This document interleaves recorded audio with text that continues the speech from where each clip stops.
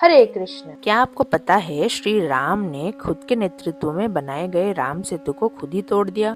जैसा कि मैंने कहा था, हम एक स्पेशल सीरीज बना रहे हैं रामेश्वरम सेतु से समर्पण तक। इसमें हम रामायण की छोटी छोटी कहानियां जानते हैं और उसे अपने लाइफ से कनेक्ट करते हैं। अगर आप भी हमारे साथ रामायण की कहानियां सिर्फ सुनना नहीं, उसको जीना चाहते हो, तो आप हमको फॉलो जरूर करना। आइए जानते हैं धनुषकोडी की कहानी।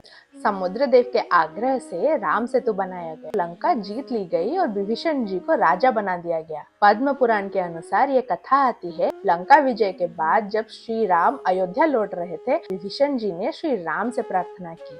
विभीषण जी ने कहा, यह सेतु लंका की अपवित्रता का कारण बन सकता है और भविष्य में कोई मनुष्य या देवता इसका दुरुपयोग न करे, इसलिए इसे नष्ट करना आवश्यक है। और उस समय विभीषण जी के अनुरोध पर भगवान श्री राम ने अपना धनुष उठाया और राम सेतु के कुछ हिस्सों को तोड़ दिया, इसलिए उसका नाम पड़ा धनुषकोडी। राम सेतु एक गोल नहीं था, वो एक टूल था लंका तक पहुंचने का। श्री राम हमें इस कथा के थ्रू ये बताने का ट्राई कर रहे हैं कि जब एक टूल या मीडियम का पर्पस खत्म हो जाता है और उसे पकड़े रहना अटैचमेंट बन जाता है। इसीलिए तो श्री राम को रामायण में कहा गया है विगत स्पृह, यानी the one who is free from all attachments. और द्वापर युग में भगवान कृष्ण के रूप में उन्होंने यही संदेश फिर से दिया है, कर्मण्येवाधिकारस्ते मा फलेषु कदाचन।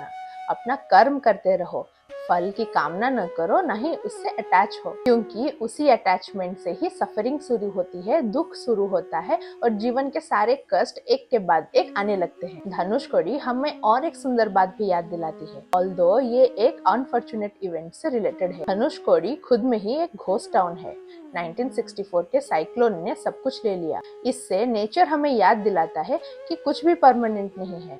जैसे श्री राम ने बिना अटैच हुए राम सेतु को तोड़ दिया, उसी तरह हमें भी ये समझना चाहिए कि ये मृत्युलोक दुखालय है, यहाँ कुछ भी परमानेंट नहीं और इसलिए अटैचमेंट के बिना जीना यही मुक्ति का पहला स्टेप है। धनुषकोडी हम सबको एक बहुत ही इम्पोर्टेंट बात सिखाती है, रियल स्ट्रेंथ किसी भी चीज से अटैचमेंट क्रिएट करने में नहीं होता, उसे पकड़े रहने में नहीं होता। रियल स्ट्रेंथ होता है किसी चीज जो आगे जाके हमारे सफरिंग का कारण बन सकती है, उसको छोड़ देने में और उसको लेट गो करने में। तो ये स्टोरी तो खत्म हो गई, पर ये आप श्री राम का एक इशारा समझो।